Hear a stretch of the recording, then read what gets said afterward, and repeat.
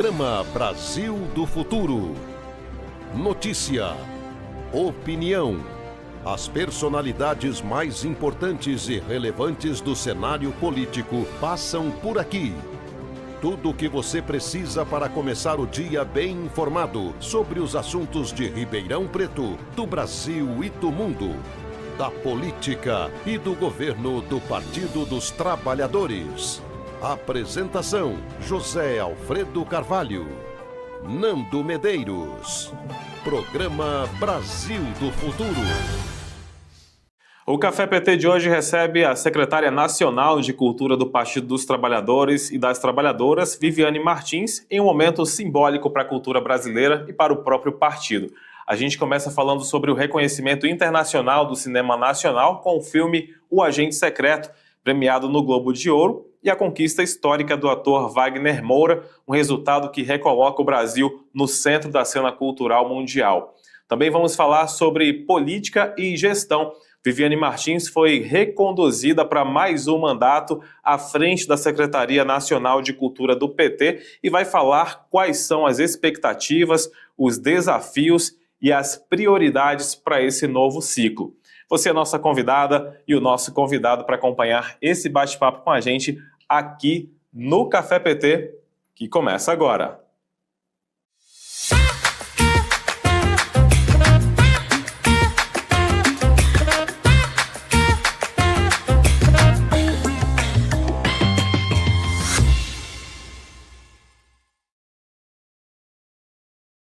Secretária Viviane Martins, seja bem-vinda ao Café PT. Muito obrigado aí por ter aceitado o nosso convite de poder conversar aqui com a gente. Tudo bem? Tudo bem. Agora falando aqui, mas sempre espectadora do Café PT. Vambora. Maravilha. Secretária, vamos começar então falando aí sobre o filme O Agente Secreto, né, que venceu o Globo de Ouro nesse último domingo. O ator Wagner Moura também foi premiado como melhor ator de drama na categoria masculina. Queria saber da senhora, né, o que esse reconhecimento internacional ele representa para o cinema brasileiro mesmo nesse momento. Acho que esse prêmio, essa premiação do Globo de Ouro de 2026, né, realizado, então, o filme em anos anteriores, porque a coroação, digamos assim, o reconhecimento do Globo de Ouro, que é nada mais, nada menos do que uma das maiores premiações na área de cinema e televisão do mundo, é a maior premiação de cinema e televisão do mundo, sendo o Oscar a maior também, uma das maiores de cinema. Mas, além da capacidade total que o Brasil tem das telenovelas e tudo mais, acho que a retomada da cultura pelo presidente Lula evidencia, projeta, reconhece, né, o que é o audiovisual brasileiro. E depois de 27 anos, o Brasil consegue novamente ganhar como filme estrangeiro, né, como o melhor filme de língua não inglesa. E o nosso Wagner Moura ganha como ator de drama. Eu acho que, além de tudo, depois de 25, que vem aí o movimento com a Fernanda Torres, vem o movimento do melhor ator de drama, mostrando que o Brasil não é só a comédia, que também tem muita força, né, na comédia, mas que os nossos atores, o nosso audiovisual, ele sabe fazer o drama e recontar a memória como ninguém. E o Wagner Moura é um ator fantástico, já provou isso desde o Apaió, Tropa de Elite. Eu acho que é um reconhecimento muito verdadeiro, genuíno e que merece muito. Ganha o Wagner, ganha toda a parte de artes cênicas brasileira, mas, sobretudo, ganha a cultura brasileira. Eu acho que é uma questão de evidenciar, projetar, mas reconhecer, e isso tem muito a ver com o que está sendo feito pelo governo Lula na área da cultura. Com certeza, né? A gente vê os frutos realmente desse trabalho que tem sido desenvolvido, secretária, e esse prêmio, ele ajuda a recolocar o Brasil no centro mesmo do debate cultural mundial, depois aí de anos, né, de desmonte das políticas culturais. A senhora acredita nisso?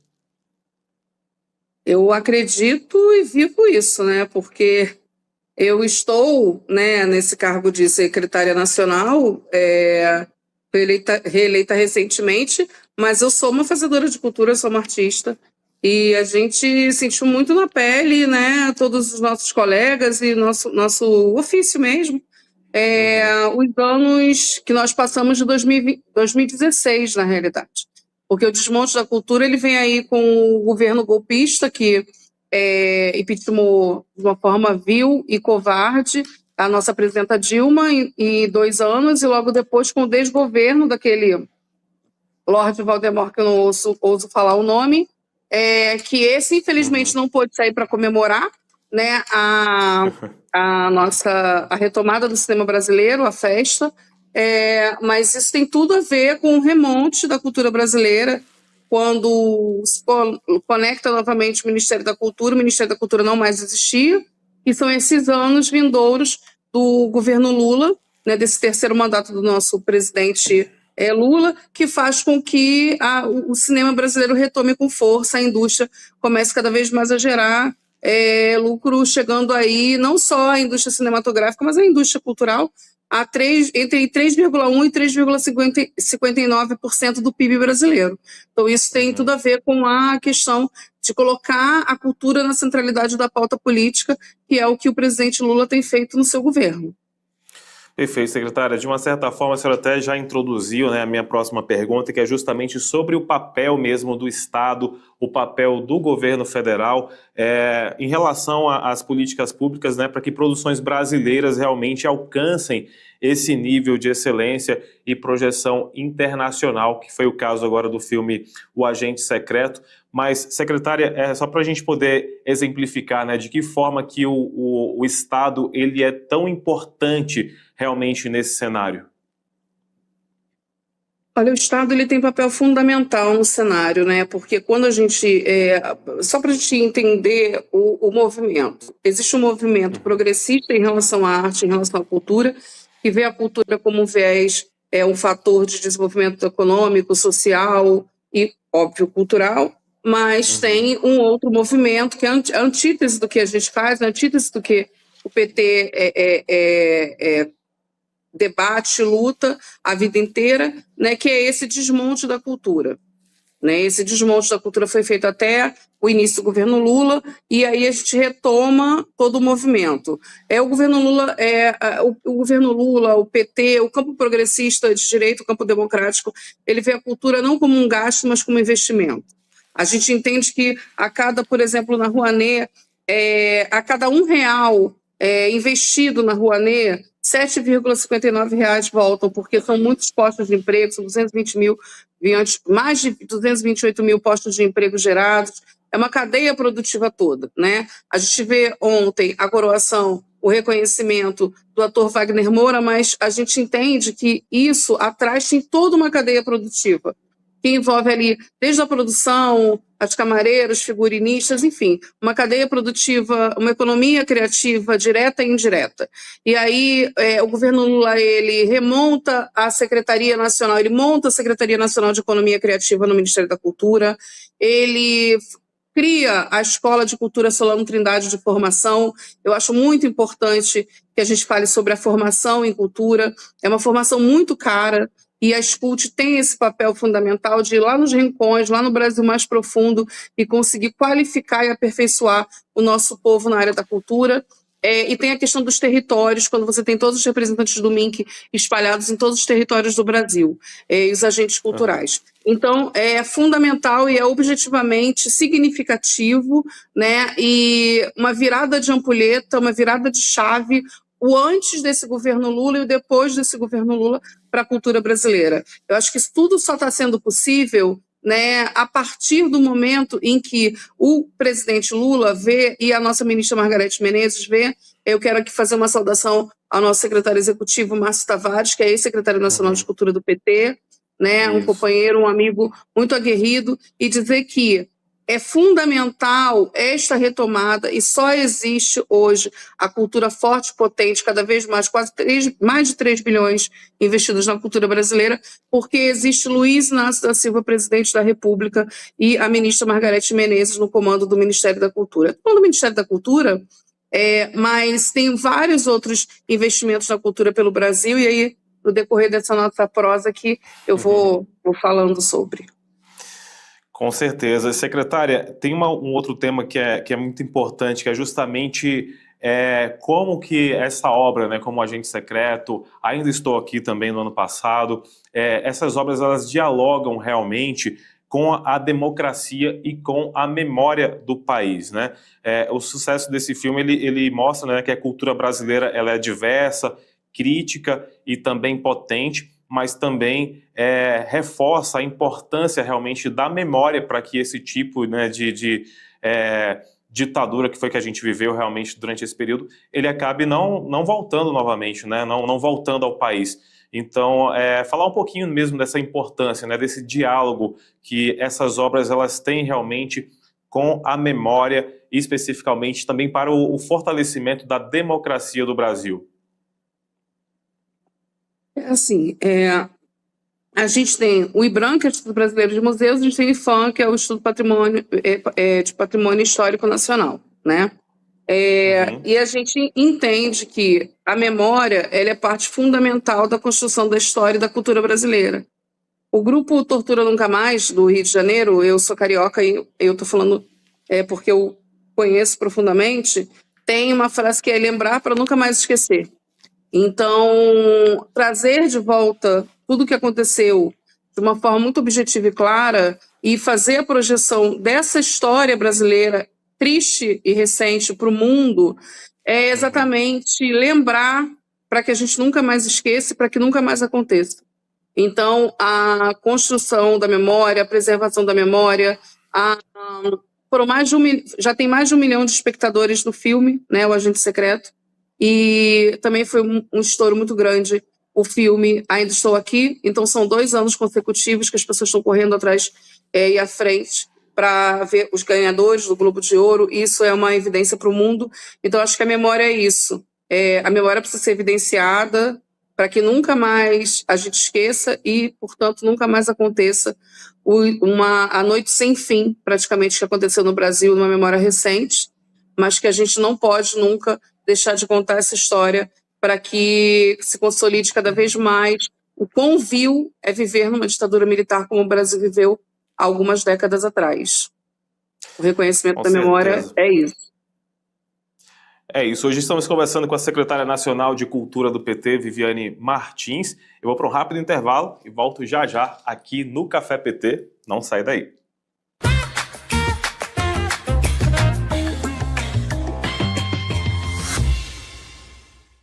Se liga no programa que está agitando a TV PT. Pode Tremer!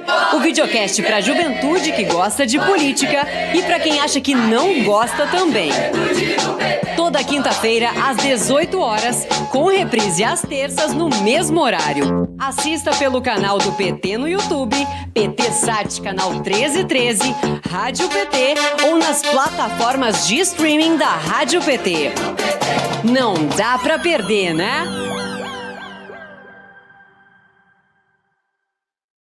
O Brasil é dos brasileiros e das brasileiras. Nosso país é soberano, um país único que tem diversidade, riqueza e seu maior diferencial, o povo brasileiro. Milhões de brasileiros e brasileiras que acordam cedo todos os dias, que não fogem à luta, que têm orgulho do Brasil e defendem o que for melhor para si e para o crescimento do país. Um povo que sabe a importância de ter casa, luz, comida na mesa, respeito ao trabalho e dinheiro no bolso para viver com dignidade. Estamos aqui para ser o canal e a voz do maior partido de esquerda do mundo, da nossa militância, dos trabalhadores e trabalhadoras do país. Assim como o Brasil cresce, nossa comunicação cresce também. Registramos os momentos históricos do país, priorizamos as principais coberturas, acompanhamos de perto o que muda de fato na vida do povo. A partir de hoje, o Brasil sai do mapa da fome. A Aqui valorizamos o povo brasileiro, damos voz a quem ajuda o Brasil a crescer, a quem dá a cara para enfrentar injustiças sociais, lutar por justiça tributária e defender nossos diferenciais. Quem luta para garantir educação a todos, crédito para o trabalhador e mudanças sociais de verdade. A gente respeita todos que fazem parte do nosso Brasil e te convidamos a seguir com a gente na transformação da nossa história. E com orgulho podemos dizer, somos brasileiros e fazemos parte da TV PT. Aqui brilha uma estrela.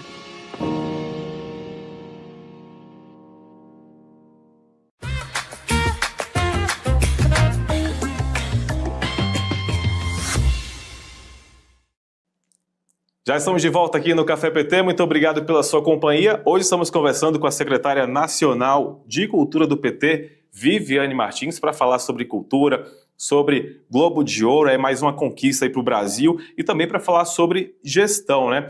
Secretária, a senhora acabou de ser eleita aí para mais um mandato como secretária nacional de Cultura do PT, né? Queria saber como essa recondução representa, o que essa recondução representa, né, para a senhora, pessoal e também politicamente.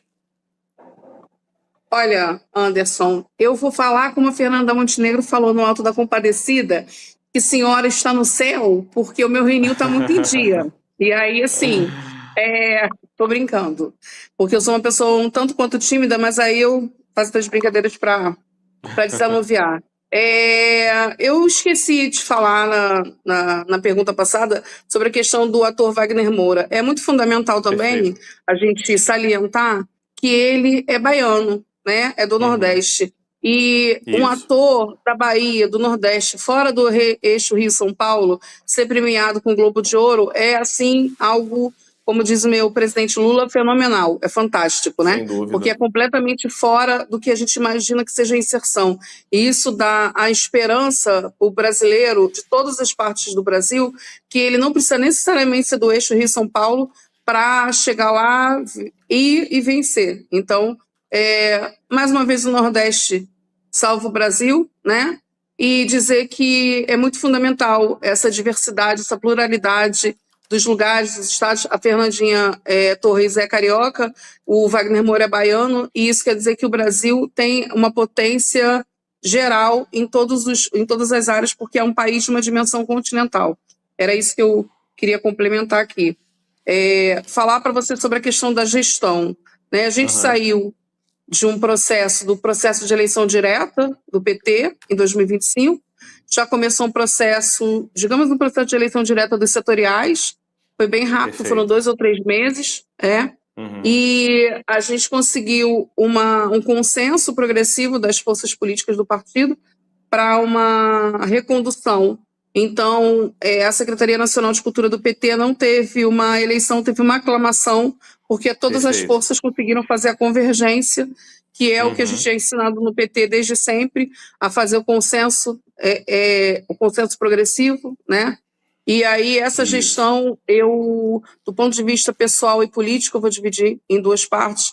Do ponto de vista pessoal, eu acho que é a consolidação de um trabalho, de uma dedicação de vida. Eu estou há 26 anos no PT, eu estou com 47, estou há quase 27 anos no PT, desde que eu tenho 20 anos, eu entrei no PT, na juventude do PT, e quando eu fiz 26 para 27, eu sou do desenho industrial, minha área é moda, e aí eu comecei a convergir para a área da cultura, né? É um movimento que toda a juventude faz, ela vai indo para seu tema específico, pós-juventude, e desde então eu milito na área da cultura do PT, no setor da cultura do PT, e na sua transversalidade, que é o trabalho que eu faço de moda a vida inteira.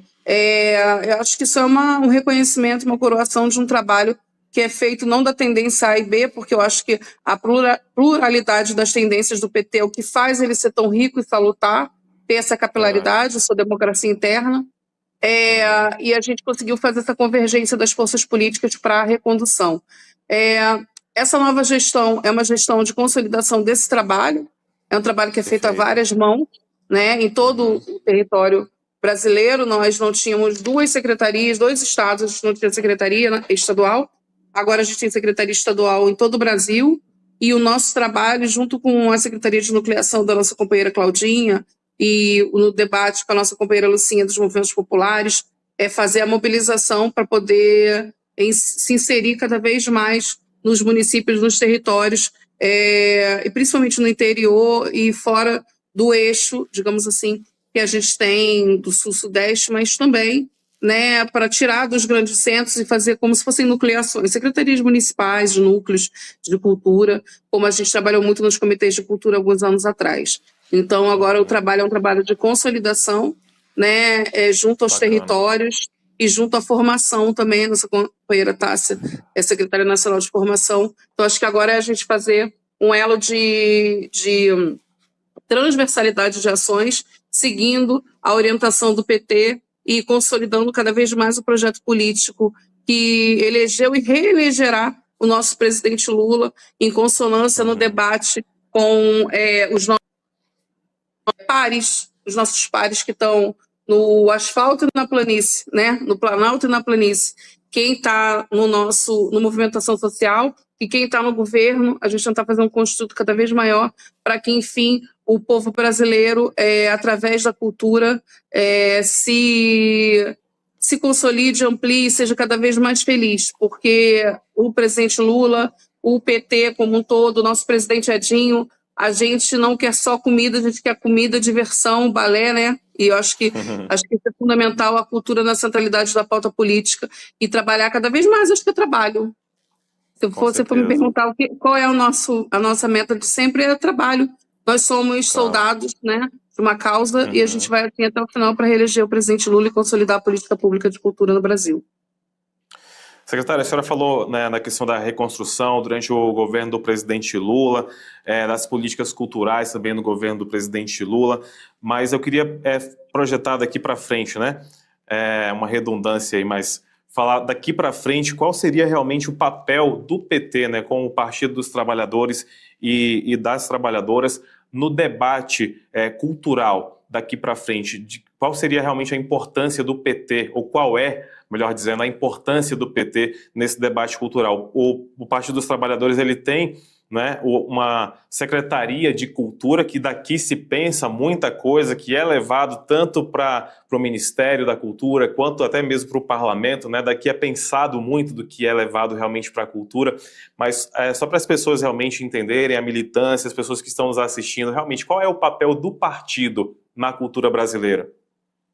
O papel do partido na cultura brasileira é ser vanguarda sempre, é entender que nós somos governo, mas é um governo de coalizão, é fazer a crítica construtiva que seja salutar, né, ao debate, continuar atuando junto ao Congresso, porque a gente tem pautas congressuais que são de fundamental importância para a sociedade brasileira, para a cultura brasileira, e ajudar cada vez mais a consolidar o projeto político que pegou o Ministério da Cultura que não existia mais como terra arrasada e consolidar e ampliar esse trabalho. Eu entendo que o Ministério da Cultura fez muito pouco tempo e fará mais na próxima gestão, e o nosso trabalho é sempre estar aqui, não na retaguarda, né, mas atuando com a sociedade civil organizada, mobilizando o povo, sabendo os anseios do povo na ponta, a gente vai onde o artista está, a gente vai onde o povo está, a gente vai onde a agente cultural está, e fazer o desenho do que tem que ser e como tem que ser à frente, logo ali, ou daqui a pouco, ou mais adiante, de curto, médio e longo prazo, do que deve ser a cultura e como a cultura brasileira deve atuar do ponto de vista da política pública no parlamento, nas prefeituras, junto à Fundação Perseu Abramo. A gente tem um debate muito grande do Reconexão às Periferias, nosso presidente Breno, o PC, e eu acho que é isso, a gente precisa jogar nas 11, entendendo qual é o nosso papel na história. Nosso papel na história é não deixar a peteca cair, né, e entender o que a gente precisa do ponto de vista do legislativo, do ponto de vista do executivo, e sempre estar ali na orientação e na vanguarda de como é o jeito petista de governar e legislar, para que a gente continue no mesmo norte, mas que a gente não perca a nossa visão crítica de partido e entenda que as coisas não são 100% maravilhosas, mas elas têm que ser ajustadas, mas elas são sempre melhores quando o PT atua e quando o PT governa. Então, onde o PT governa dá certo, e é o nosso papel, é o papel da Secretaria Nacional de Cultura do PT, ajudar nesse momento, nessa formulação, nessa atuação e nessa consolidação, mas sem esquecer nunca o D Uhum. para e com o povo brasileiro na sua base. Então, a gente faz questão de ir ao território, a discutir, a debater e discutir com cada um e cada uma para saber quais são os anseios reais do povo, né? A gente não pode querer Com certeza. pautar os anseios do povo sem saber o que o povo está pensando. Então, acho que, sobretudo nesse iniciozinho de mandato da gestão da SNCult, antes da campanha do governo Lula, a gente vai andar. A gente tem que andar, tem que ouvir, a gente tem que começar a ajudar a formular, fazer um construto por uma próxima gestão e rua, fazer campanha, estar Com na rua, certeza. ajudar os nossos candidatos e candidatas. A gente elegeu muitos vereadores, né? Eu quero dar uma saudação aqui ao nosso vereador Caia Martins, lá de São José, em Santa Catarina. Ele é da cultura, 100%. E dizer que o fundo eleitoral ligado às setoriais ajuda muito, mas o que a gente mapeia antes, conversa antes, lê antes, o NAP, o Núcleo de Políticas Públicas do PT, isso tudo é que dá o nosso norte, o nosso sul e faz o que a gente é, e a luta. Eu acho que o nosso verbo é lutar, é entender o que o povo quer, o que a cultura quer. O artista tem que ir onde o povo está, né? Essa frase que é muito famosa, e é isso que a gente vai continuar fazendo. Maravilha, secretária. Para encerrar, qual é a mensagem, né, que a senhora deixa para os artistas, produtores, fazedores aí de cultura, até mesmo a militância, né, do Partido dos Trabalhadores e das Trabalhadoras, né, que acreditam na cultura como instrumento de transformação social? É isso, que eu acho que a cultura ela é libertadora, né? Ela, junto com o esporte, a cultura, a educação, eu acho que é um tripé, é libertador, algo que na pandemia, por exemplo, nos salvou muito, né? E que cada artista, cada fazedor de cultura não duvide dos seus sonhos, que cada militante do PT na área da cultura continue nos ajudando. O setorial de cultura é um dos maiores optativos, né? Do ponto de vista dos setoriais, e isso se dá muito à militância aguerrida que entende que a cultura é fundamental, né, e libertadora, porque sem ela a gente diminui, a gente se apequena, e o Brasil é um país muito diverso do ponto de vista da cultura. O Ministério da Cultura está bombando para mostrar, tem a Petrobras e todo o governo, mas antes, independente de governo, é o povo brasileiro, é a cultura brasileira, em cada lugar que a gente vai, em cada espaço desse país, desde o Boi de Parintins ao Carimbó, no Pará e tudo mais, cada um e cada uma continue acreditando no que faz, aquele samba que diz a sua hora vai chegar, isso é fundamental, porque assim, a sua hora já chegou a partir do momento que você acreditou que o impossível era possível e transformou o que algumas pessoas dizem, isso eu quero salientar, algumas pessoas dizem às vezes que o que a gente faz é como se fosse um hobby, não é hobby não, é profissão, né? Não é um lifestyle, não é um estilo de vida, né? É uma profissão, é um norte na vida, é o que nos dá sustento e é o que sustenta muito o povo brasileiro e o Brasil, porque sem a arte, sem a cultura, e a cultura não é só a arte está inserida na cultura, a cultura é muito maior. É uma transversalidade de tradições, de crenças, de valores. Então, acredite na cultura, porque quando se acredita na cultura, ela devolve para a gente, às vezes, 7 vezes mais, 6 vezes mais do que a gente investiu nela. E isso vale para a vida. Esse é meu recado para todos os fazedores e fazedoras de cultura e quem acredita e quem está nos ouvindo aqui, os nossos militantes, e dizer para cada um e para cada uma que a gente está na rua, tá? A gente não saiu da rua, não. Só respirou agora no início do ano, mas a gente já está conversando com todo mundo na rua novamente. Maravilha, secretária, muito obrigado mais uma vez aí pela sua participação aqui com a gente. Parabéns pelo seu trabalho aí à frente da Secretaria Nacional de Cultura do PT. É muito trabalho, né? Como a senhora citou aí, resumidamente aí um pouquinho como funciona realmente, né, esse trabalho. A gente sabe que é de fato muito trabalho, mas que a senhora faz com muita dedicação, com muito cuidado, né?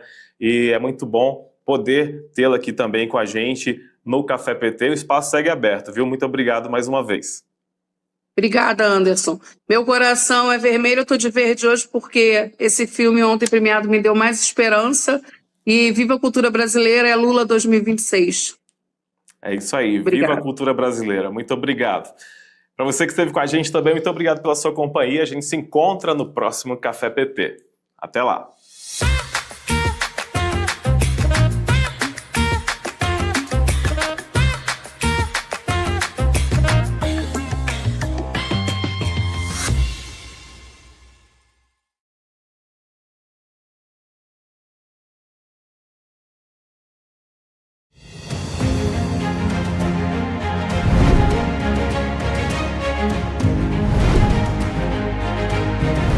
No programa desta semana, você vai ver como foi o ato pela democracia no dia 8 de janeiro.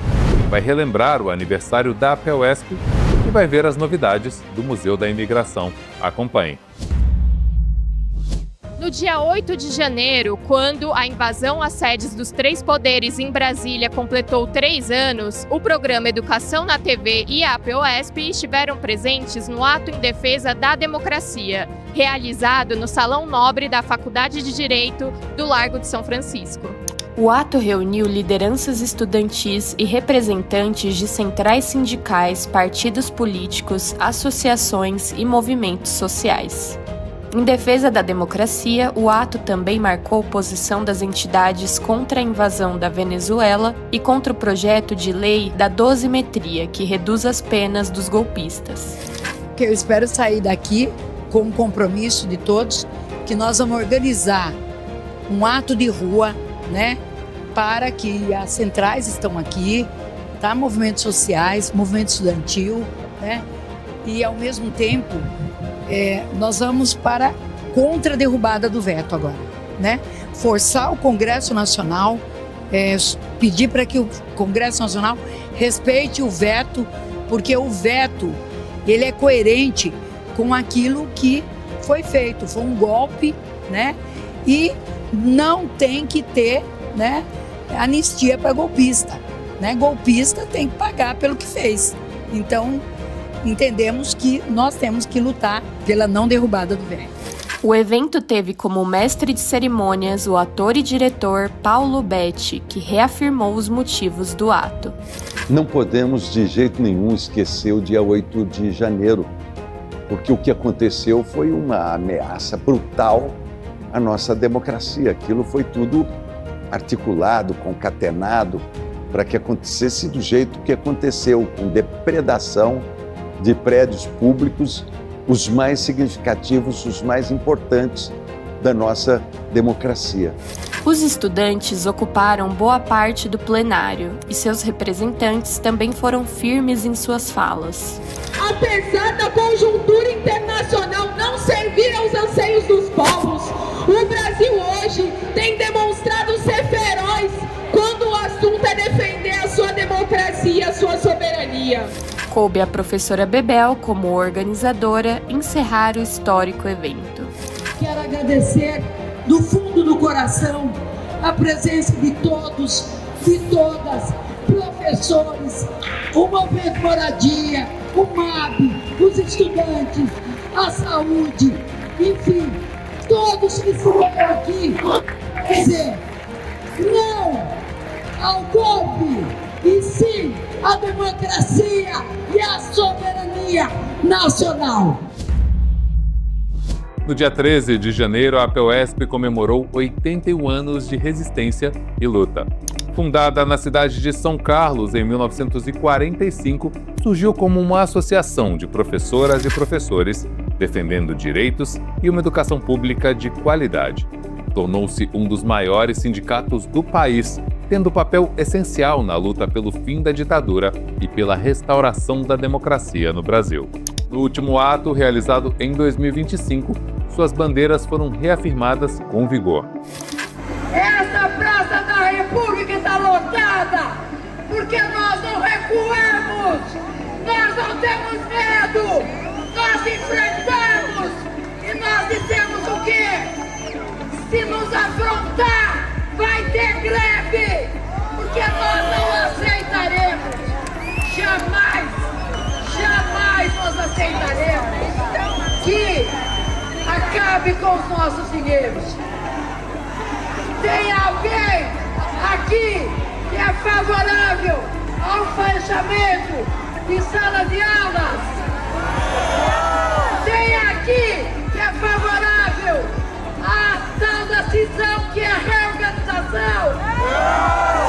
Tem aqui que é favorável, por exemplo, à forma como as mães atípicas e os pais atípicos e as crianças com deficiências estão sendo tratadas nas escolas públicas do estado de São Paulo?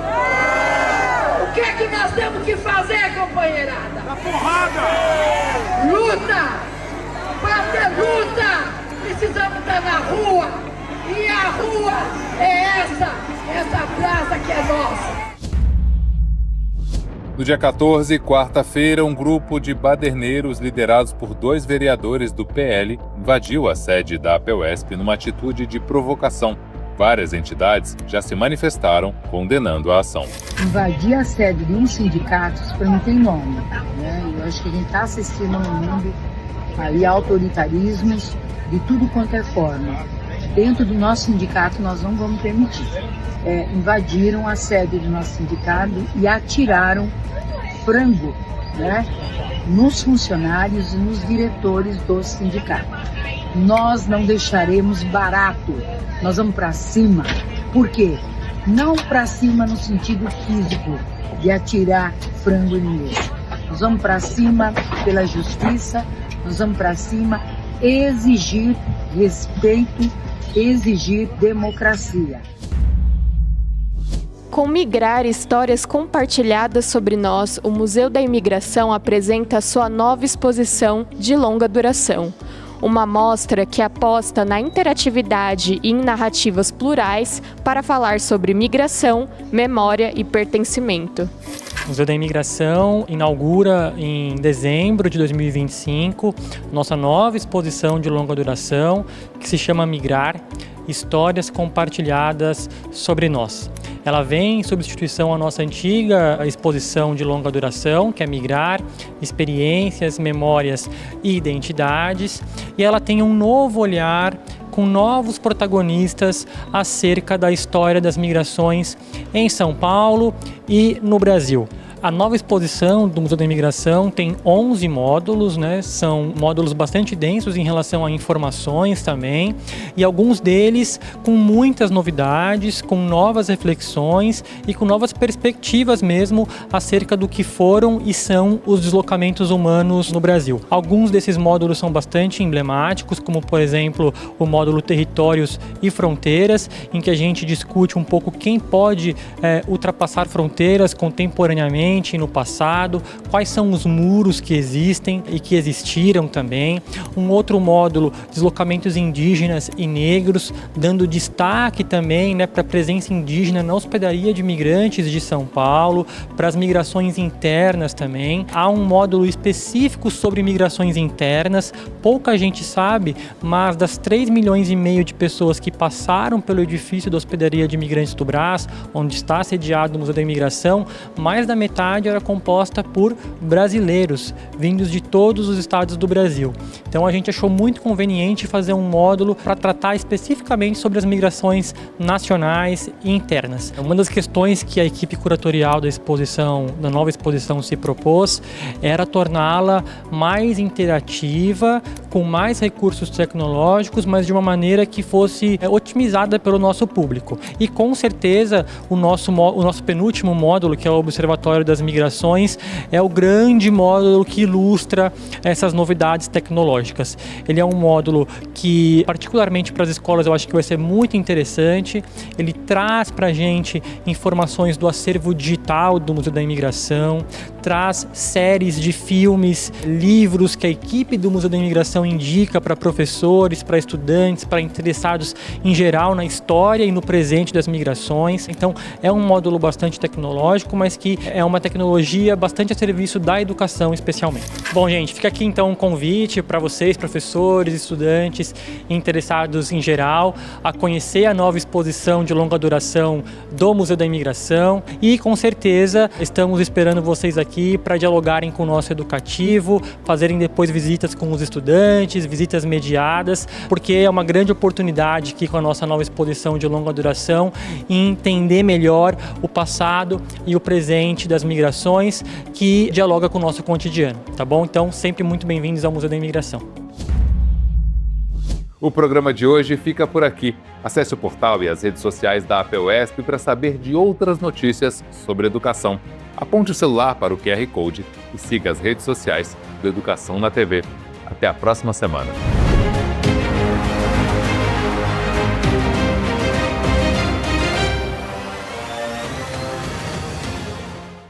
Você sabe, na hora em que precisa, é com o PT que você pode contar.